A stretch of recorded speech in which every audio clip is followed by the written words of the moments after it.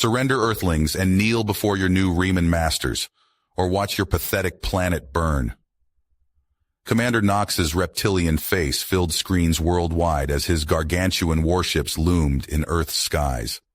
Panic gripped humanity at this sudden alien invasion and stark ultimatum. Knox allowed 24 hours for Earth's governments to capitulate to Raymond rule or face annihilation. Dr. Raymond Stevens, Earth's top astrophysicist, gasped as he analyzed the readings. He had detected the incoming Reman warfleet hours earlier, but their technology was centuries beyond humanity's. Earth's weapons stood no chance against the aliens' devastating arsenal and impenetrable energy shields. A Riemann scout ship had crash-landed in the Rocky Mountains, and Raymond's team had raced to study the advanced alien technology, searching for any exploitable weakness. So far, they had found nothing. As the countdown to Earth's destruction ticked away, Raymond worked feverishly to understand the fundamental scientific principles behind the Riemann technology.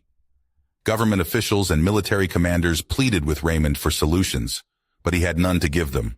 Earth's combined armies and nuclear arsenals would prove useless against the aliens' superior weaponry and defenses. Hope was fading by the minute.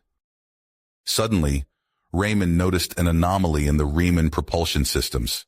If he could find a way to destabilize their subspace warp fields at a quantum level using a retrofitted EM pulse, it might cripple their ships. Earth's forces could then target the weakened Riemann fleet with everything they had. Raymond explained his desperate plan to the world's leaders. It was a long shot, but the only option to avoid enslavement or extinction. As Knox's deadline approached and the Raymond ships charged their planet-killing laser cannons, Raymond's team raced to design and implement the warp field destabilization weapon. In hidden manufacturing facilities, the new tech was produced and installed in Earth's military strike craft and missile payloads. Every able fighter pilot and soldier prepared for the defining battle of the human race. With 1 hour left before Knox's ultimatum expired, Raymond met the alien commander's gaze through the video link. "Foolish Earthling," Knox sneered. "You only delay your inevitable subjugation. Now kneel." Raymond stared back defiantly. "Humanity will never kneel to you, Knox. You wanted our answer? Here it comes." At Raymond's signal, thousands of Earth ships and missiles, armed with his new weapon, launched at the Riemann fleet in a desperate final stand for freedom. As the clock ticks down to the final Riemann deadline, Raymond and his team work around the clock. They retrofit a handful of Earth's most devastating weapons, modifying them to finally pierce through the seemingly impenetrable energy shields of the alien ships. "I'm calling them Goliaths," Raymond says, a glint of hope in his eyes as he looks over the massive, newly upgraded missiles. "Because we're about to take down a giant."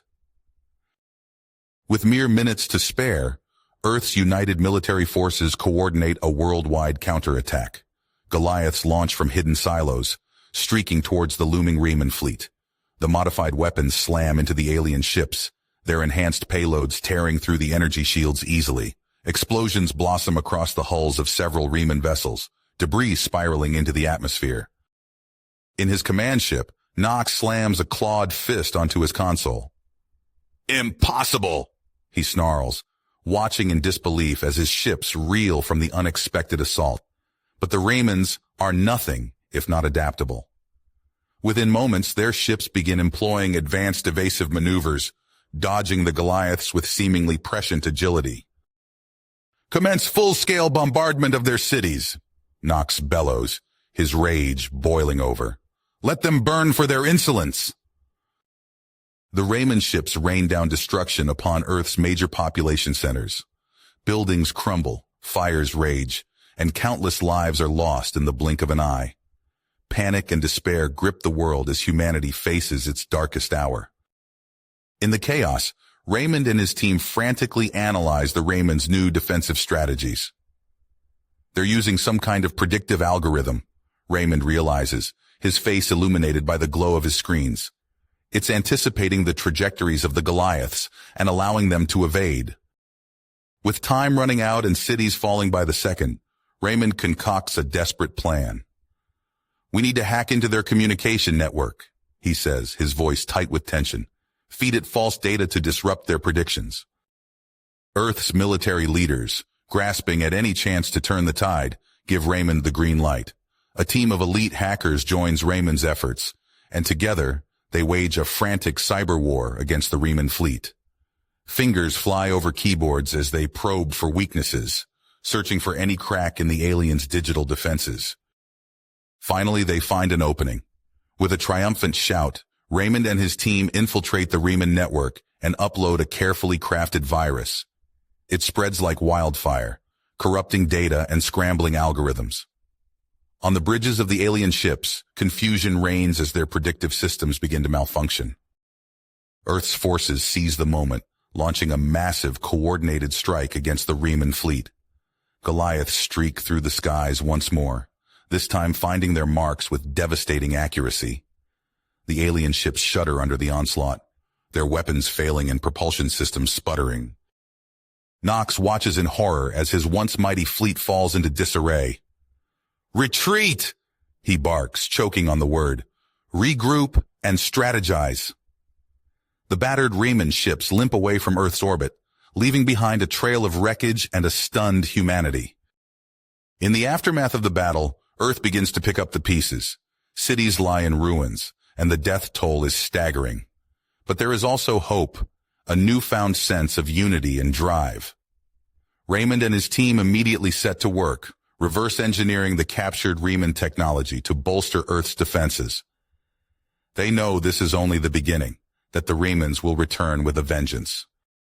As the world rebuilds, Raymond becomes a beacon of hope, a symbol of humanity's resilience in the face of annihilation. People rally around him, drawing strength from his unwavering determination. Earth's forces regroup and train, preparing for the long fight ahead. They know that the price of freedom is eternal vigilance, and they will not rest until the Riemann threat is vanquished once and for all. The battle may be won, but the war is just beginning. In the wake of Earth's hard-fought victory, Raymond and his team threw themselves into their work with renewed vigor. The captured Riemann technology proved to be a goldmine of information, and they wasted no time in exploiting it.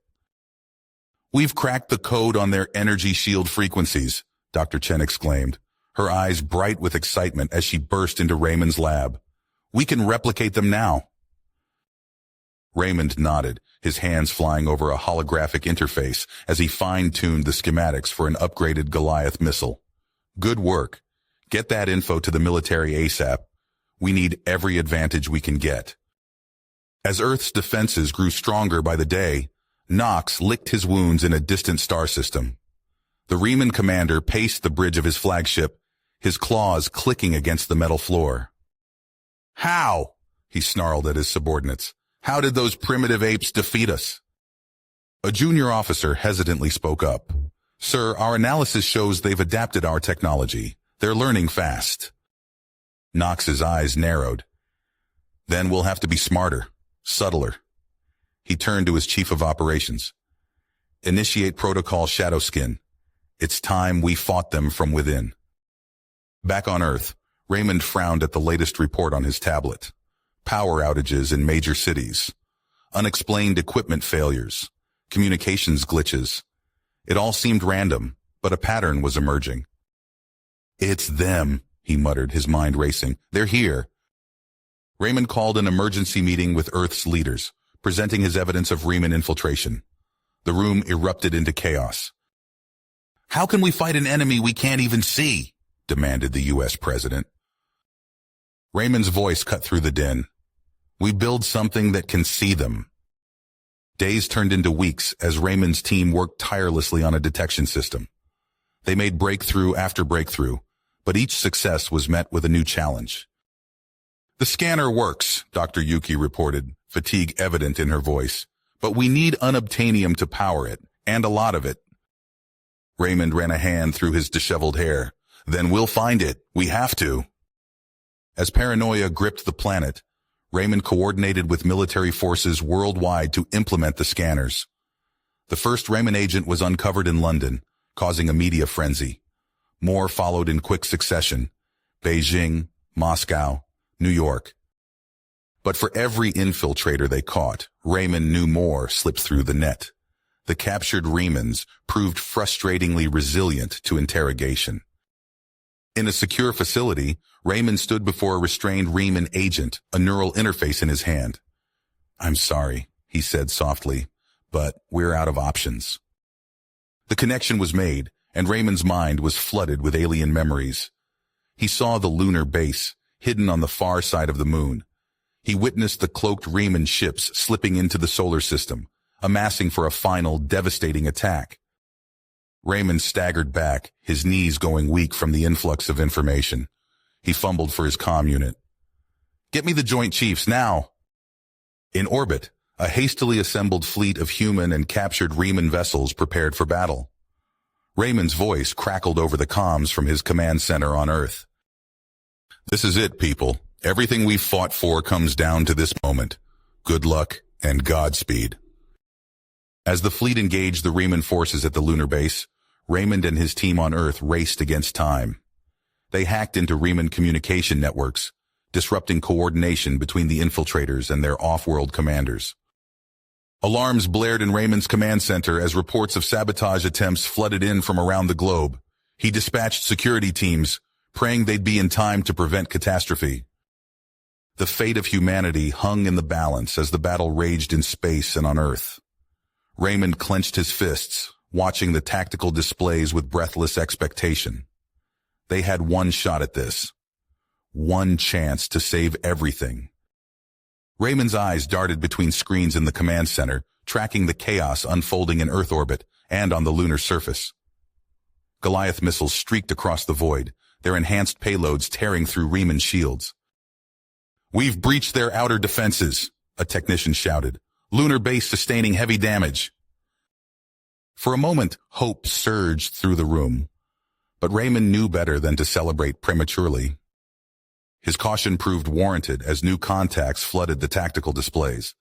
Swarms of Reman fighter drones poured from hidden hangars, while massive capital ships decloaked, weapons charging. "Evasive maneuvers," Raymond barked into the comms. "All ships fall back and regroup." But it was too late for many. Blinding lances of energy sliced through space, overwhelming human vessels' shields. Explosions blossomed silently against the backdrop of stars. Raymond hit his fist on the console. "We need to cut off their command and control," he growled. "Where are those infiltrator hubs?" His team worked feverishly, sifting through mountains of data. One by one, they isolated Reman communication nodes across the globe. With each discovery, Raymond unleashed waves of cyber attacks, crippling the aliens' ability to coordinate. "Sir?" a junior officer approached, voice tense. "We've pinpointed their primary hub. It's under the Nevada desert." Raymond's teeth gritted. He knew what had to be done. Hours later, he crouched behind a rock formation, assault rifle clutched to his chest. His strike team fanned out around him, eyes locked on the camouflaged entrance to the Raymond facility. "On my mark," Raymond whispered into his comm. 3, 2, 1, go. They burst from cover, laying down suppressing fire as they charged the entrance. Reman guards returned fire, their energy weapons scorching the earth. 2 of Raymond's team went down, but the rest pressed on. Inside, it was chaos. Alarms blared as Raymond's team fought their way deeper into the complex. They rounded a corner and found themselves face to face with the Raymond commanders. The firefight was brutal in close quarters. Raymond felt the searing heat of an energy blast graze his arm. But in the end, superior numbers and surprise won out. The Raymonds lay subdued, their neural implants exposed. Raymond approached one of the alien commanders, a neural interface in his hand. He hesitated for a split second, then connected. Alien memories flooded his mind. He saw vast fleets assembling, a weapon of terrifying power, poised to annihilate Earth. And he knew they were already on their way. Back at command, Raymond outlined his desperate plan. "The old asteroid defense grid," he explained. "If we can overload it, create a massive EM pulse." His team scrambled to reactivate the long-dormant system.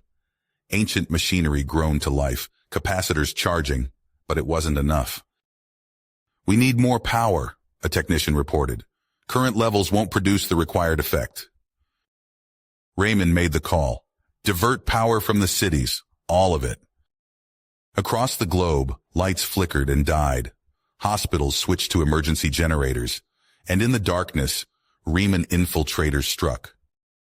Reports flooded in of attacks on power stations and military installations. Raymond coordinated defenses as best he could, but Earth's forces were spread thin. With mere hours left, Raymond took to the emergency broadcast systems. "This is our darkest hour," he said, voice steady despite his exhaustion. "But it's also our finest. Stand strong. Protect the defense grid.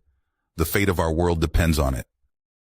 As he finished speaking, new contacts appeared on long-range scanners. The Riemann reinforcements had arrived. Earth's final stand was about to begin. The Riemann reinforcement fleet burst into existence near the moon, a menacing armada of sleek, deadly ships.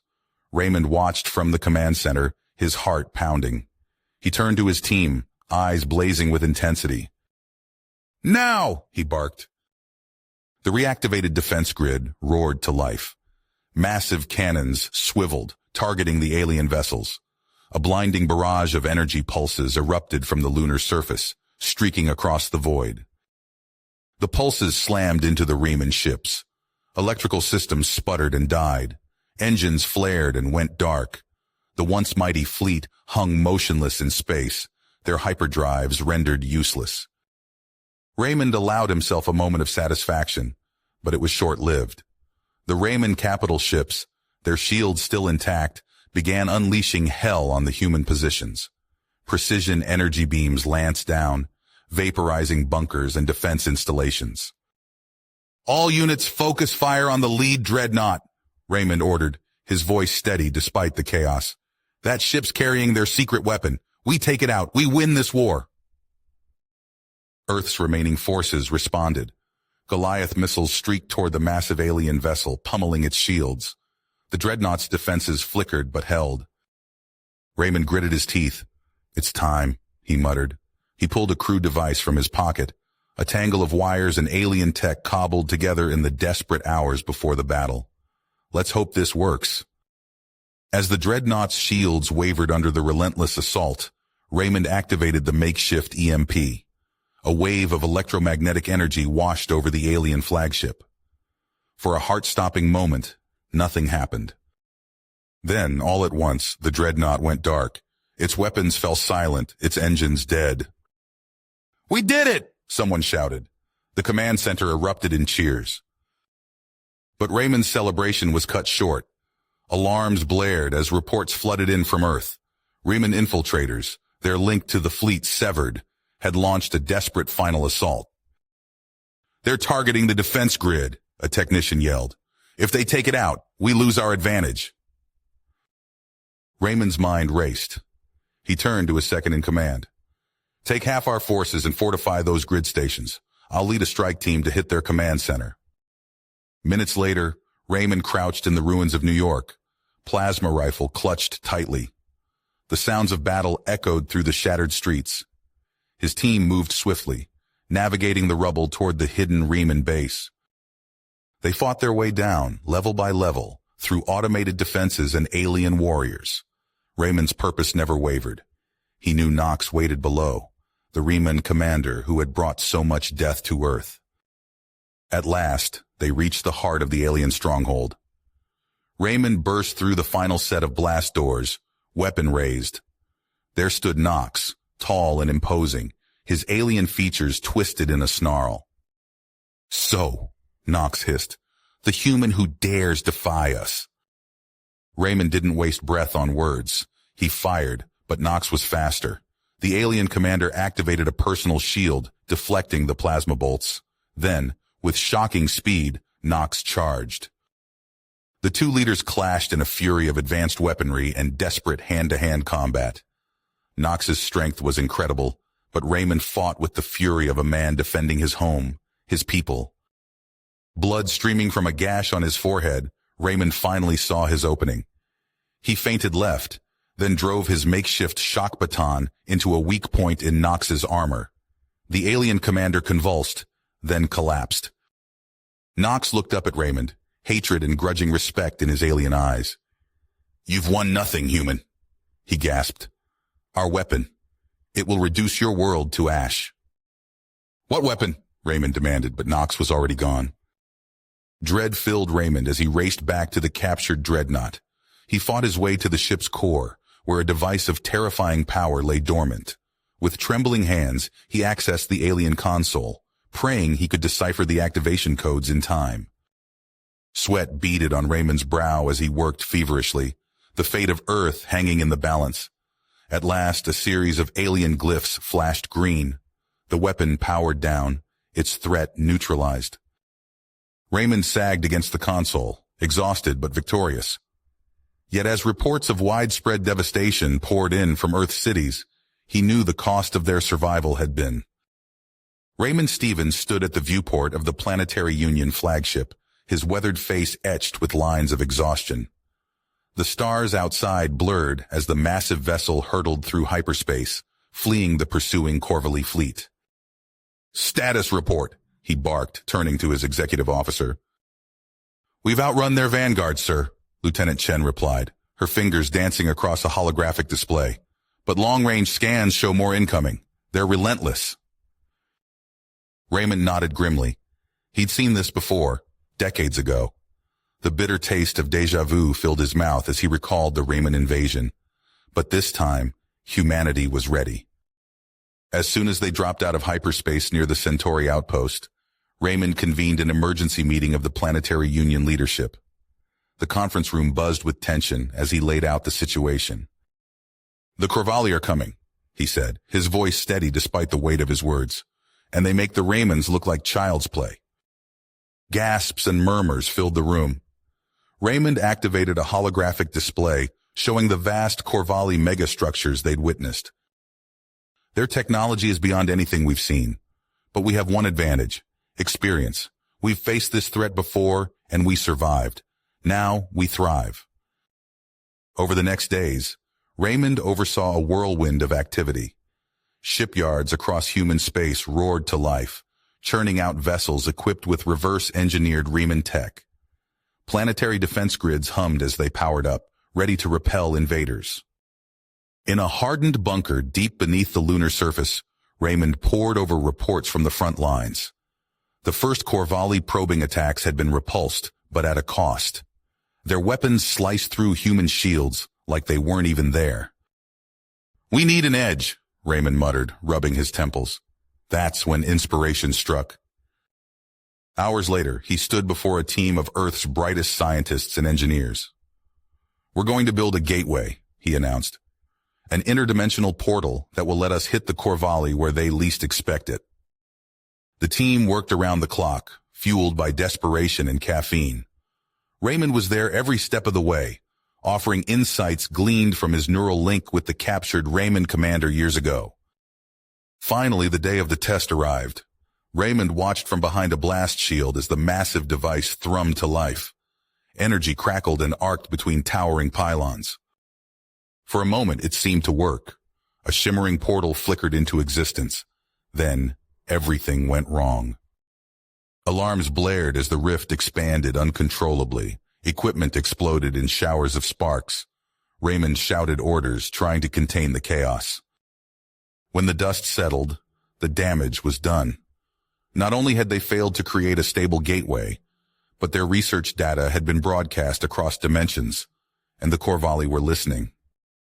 The attack came swiftly, a weapon of terrifying power, born from humanity's own hijacked research, tore through Earth's outer defenses. Raymond stared at tactical displays in horror as entire fleets winked out of existence. "All ships, fall back to secondary positions," he ordered, his mind racing. They were fighting a war on two fronts now, against the Corvallis and against the very fabric of space-time itself. As reports of dimensional anomalies poured in from across the solar system, Raymond knew the true battle was only beginning. He squared his shoulders, ready to face whatever horrors emerged from the rift they'd created. Raymond Stevens stared at the holographic display, his eyes tracing the nightmarish shapes emerging from the interdimensional rift. Corvallis war machines, twisted and alien, poured forth in endless waves. He clenched his fist, nucleus tightening. Enough, he growled. It's time we took the fight to them. He turned to his assembled officers, their faces etched with exhaustion and fear. We have two targets, Raymond explained, gesturing to the display. The rift itself and the Corvalli Armada closing on Tau Ceti. We hit them both, hard and fast. In the launch bay of the carrier Indomitable, Jason Keller climbed into the cockpit of his Akula-class stealth fighter. The sleek black craft hummed with retrofitted technology, its weapons bay loaded with miniaturized singularity charges. All wings, report in, Jason called over the comm as his squadron prepared for launch. One by one, his pilots sounded off. Jason took a deep breath, focusing on the mission ahead. Remember, he said, we're not here for a slugging match. Hit and run, lure them into the traps. Let's go hunting. The Akulas streaked from the carrier's launch tubes, their stealth systems rendering them nearly invisible against the backdrop of space. As they approached the rift, Jason's sensors lit up with contacts. Dimensional Reavers, dead ahead, his wingman reported, voice tight with tension. Jason's hands tightened on the controls. Engage pattern Delta. Lure them in. The human fighters danced through the void, their maneuvers a deadly ballet. Corvalli Reavers, monstrous constructs of alien metal and energy, gave chase. Jason led them on a twisting path, drawing them further from the rift. Now! He shouted. Singularity charges dropped from the Akula's weapons bays, detonating in silent fury. Space itself seemed to scream as miniature black holes blossomed, their crushing gravity snaring the pursuing Reavers. Jason watched with grim satisfaction as the alien war machines were torn apart, crushed into oblivion. Meanwhile, in the command center of Earth's flagship, Raymond oversaw the deployment of the main fleet to Tau Ceti, but his eyes were fixed on a smaller display showing a daring squadron of retrofitted warships. Subspace tunnel is stabilizing, a technician reported. Ready for transit. Raymond nodded. Send them through. The Vanguard fleet vanished in a flash of impossible energies, reappearing on the edge of Corvalli space. Captain Sarah Chen, commanding the stealth cruiser Shadowblade, felt her stomach lurch as reality reasserted itself. All ships, maintain emission control, she ordered. We are the sword in the dark. They didn't have to wait long. The main Corvalli invasion force burst into the Tau Ceti system, a vast armada of alien might. But as they engaged Earth's defensive fleet, Chen's ships struck from behind. Fire, she commanded. Goliath X missiles, their warheads gleaming with scavenged Corvalli tech, streaked from the human ships. They slammed into the rear of the alien formation, tearing through shields and hulls alike. Explosions blossomed silently in the void as Chen's fleet carved a path of destruction before vanishing back into the darkness. Caught between hammer and anvil, the Corvalli fleet began to crumble. But in their desperation, they unveiled a weapon of terrifying power. Raymond's blood ran cold as the readings came in. A stellar annihilator, he whispered. They mean to destroy the entire system. He knew there was only one option left. Raymond opened a channel to the rift containment teams. Overload the singularity charges, he ordered. All of them. Create a black hole big enough to swallow that monstrosity. Warnings blared throughout the fleet as the singularity charges detonated en masse. A yawning chasm of absolute darkness bloomed, its gravitational pull irresistible. The Corvalli doom weapon, already armed and speeding towards Tau Ceti, was caught in its grasp. Raymond watched in awe as the stellar annihilator was wrenched from its course, flung through a newly formed wormhole towards the heart of Corvalli space. But his victory was short-lived. Alarms screamed as the artificial black hole began to destabilize, triggering catastrophic dimensional fluctuations. Entire sections of both human and Corvalli fleets vanished, swallowed by the roiling subspace vortex. When the chaos finally subsided, Raymond surveyed the battlefield. The Corvalli Armada lay in ruins, their homeworld cluster devastated by their own weapon. But the cost had been staggering. Raymond's voice was hoarse as he addressed the surviving captains. We've bloodied them, he said. Now we press our advantage. All ships, Prepare for immediate transit to Corvallis space. We end this war on their doorstep. The battered but unbroken human fleet surged forward, driving deep into enemy territory. Raymond stood at the helm, his eyes fixed on the stars ahead. The final reckoning with the Corvallis Empire lay before them. Raymond's fleet surged through the dimensional rift, the fabric of reality twisting around them. As they emerged on the other side, an unsettling silence fell over the bridge of the flagship. "Status report," Raymond barked, his eyes scanning the view screens that showed nothing but an inky void. Lieutenant Chen's fingers danced across her console, but her face contorted in confusion. "Sir, our sensors, they're not making any sense. It's as if we're everywhere and nowhere at once." Raymond moved to the main display, studying the incomprehensible data scrolling across it. The laws of physics seemed to have abandoned them in this bizarre realm. "All ships, maintain formation," he ordered, his voice steady despite the growing unease in his gut. "Activate emergency beacons and establish a tether link." As the fleet struggled to regroup in the featureless expanse, Raymond noticed something alarming. The hull of his ship appeared to be stretching and compressing, as if viewed through a distorted lens. "Engineering report," he snapped into the comm. Chief Engineer Takahashi's voice crackled back, tinged with panic. "Sir, the structural integrity field is fluctuating wildly. It's as if space itself is trying to tear us apart." Raymond's mind raced, processing the situation. They needed to find a way out of this nightmare realm before it destroyed them. "Navigation. Can you locate the rift we came through?" "Negative, sir," came the reply.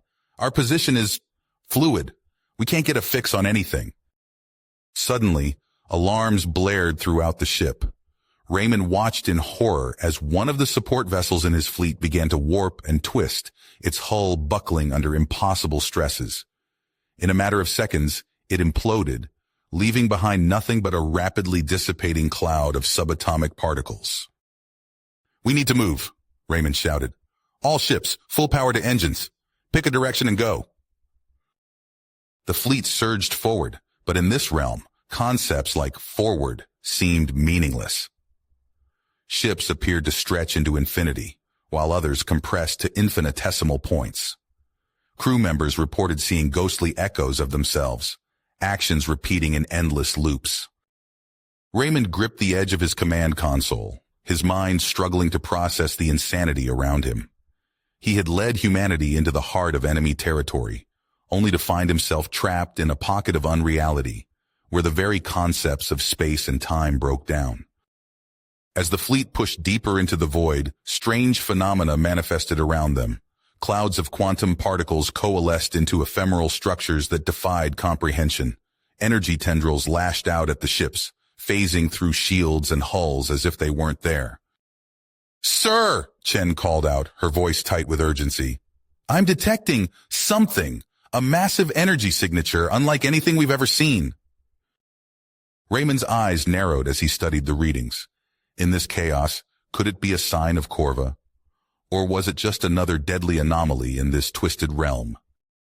"Set course for that energy source," he ordered, his face hardened with the weight of his decision.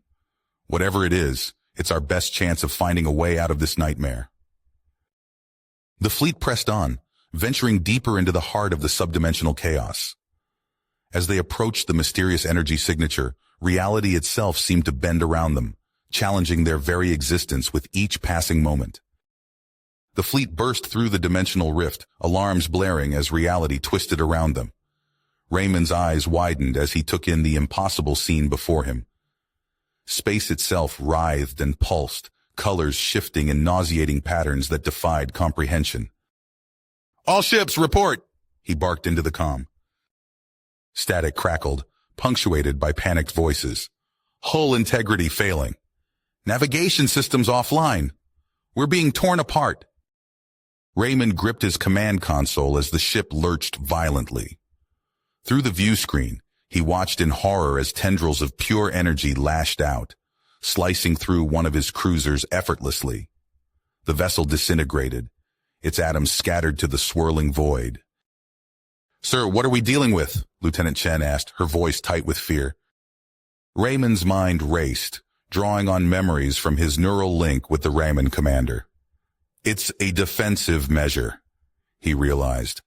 A gauntlet to keep invaders from reaching Corva.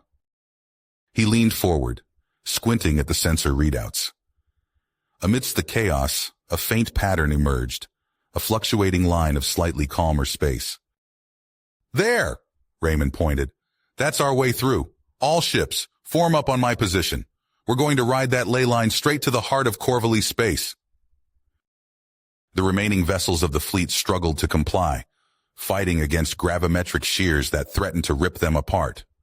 Raymond felt his ship groan as the structural integrity field strained to its limit. Divert all power to shields and engines, he ordered. We push through at any expense. They plunged forward, following the twisting path of the dimensional ley line. Around them, space churned with furious energy. Raymond watched helplessly as ships vanished one by one, consumed by raging gravitational eddies or shattered by bursts of antimatter radiation. Sweat beaded on his forehead as warning klaxons screamed, "Shield collapse imminent!" an ensign shouted. Just as all seemed lost, a familiar voice crackled over the comm. "This is Keller. Akula squadron moving to intercept." Raymond's eyes widened as he saw the sleek fighters streak past, diving into the maw of a colossal spatial vortex. "Keller, what are you doing?" "Buying you time, sir," came the calm reply. "It's been an honor." Before Raymond could protest, the Akulas vanished into the swirling maelstrom. Seconds later, a blinding explosion erupted, momentarily clearing a path through the chaos. "Now!" Raymond roared. "All ships, make the jump!" Space twisted impossibly as the remnants of the fleet engaged their subspace drives. Raymond felt his stomach lurch as they plunged deeper into the alien realm, defying every law of physics. The journey lasted an eternity and no time at all. When reality reasserted itself, Raymond found his fleet scattered and broken, drifting in an eerie twilight realm. Before he could regroup, movement caught his eye. Vast shapes emerged from the void, bizarre constructs of metal and pulsing energy.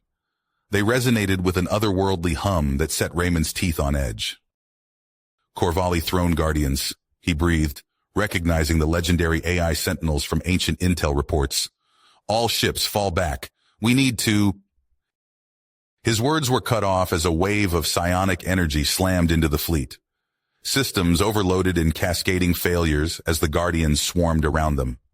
Raymond watched in horror as his ships were engulfed in shimmering suspension fields, trapped like insects in amber. With grim certainty, he knew there was only one option left. "Engineering," he called out. "Prepare to overload the transwarp reactor." "Sir?" Chen looked at him in shock. "That'll destroy us!" Raymond nodded grimly. "And take a good chunk of them with us. It's our only shot at disrupting their psionic network." He opened a channel to the handful of ships still under their own power. "Keller, get our people out of here! I'm buying you an opening!" Ignoring the protests of his crew, Raymond took manual control of the flagship. The engines roared to life as he aimed the prow directly at the heart of the Guardian swarm.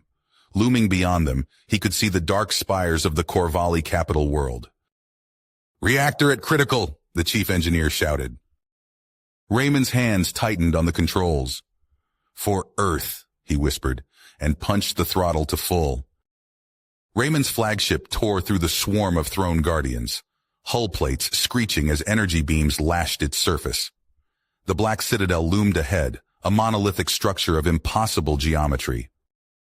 "Reactor at critical mass," Chief Engineer Takahashi's voice crackled over the comm. "We can't contain it much longer." Raymond's fingers flew across the command console, inputting the final coded sequence. Sweat beaded on his brow as he fought to keep the ship on course. The viewport filled with the approaching citadel, its surfaces rippling with eldritch energies.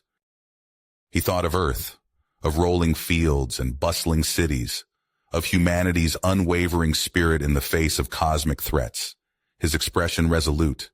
This was it, the culmination of everything they'd fought for. "This is for humanity," Raymond said, his voice steady despite the ship shuddering around him.